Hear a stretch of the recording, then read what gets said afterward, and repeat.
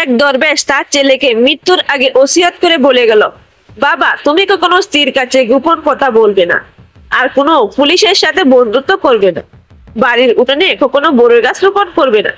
দরবেশের ইন্তেকালের অনেকদিন পর ছেলে চিন্তা করলো, আচ্ছা আমার বাবা কেন আমাকে এই তিনটি কাজ করতে নিষেধ করেছে?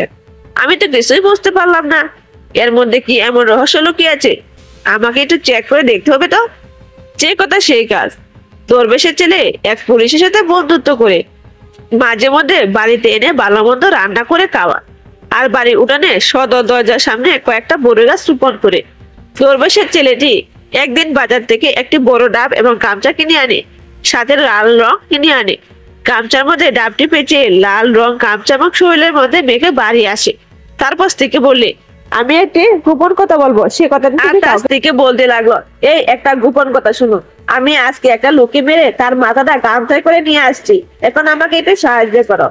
স্বামী ও স্ত্রী দুজনে মিলে বাড়ির পাশে একটি জঙ্গলে গিয়ে সে মাথাটা খুঁজে রাখার জন্য একটি গর্ত করে আর গামছায় পেছানো ডাবটি ফুটে আসে। এভাবে অনেকদিন পার হয়ে যায়, তাদের মধ্যে কোনো বিপদ আসতো না। তখন দরবেশের ছেলে মনে মনে বলতে লাগলো, আমাকে যে আমার বাবা তিনটি কাজ করতে নিষেধ করলো, আমি তো তিনটি কাজ করলাম, কিন্তু কোনো বিপদ তো আসলো না। ছেলেটি বলতে লাগলো, বুঝলাম না ব্যাপারটা। আর একদিন স্বামী ও স্ত্রীর মধ্যে তুমুল ঝগড়া লেগে যায়। ঝগড়া কোনো মতেই থামছে না। এমন সময় স্ত্রী মুখ দিতে লাগলো, আমি কিন্তু তোমার গোপন কথা সব মানুষকে বলে দিব।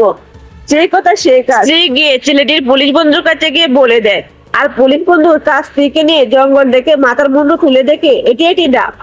পুলিশ বন্ধু বলতে লাগলো, এটা তো কি ডাব? তখন মহিলাটা বলল, আরে না, আমার স্বামী মুন্ডুটা সরিয়ে এই ডাবটি পুঁতে রাখছে।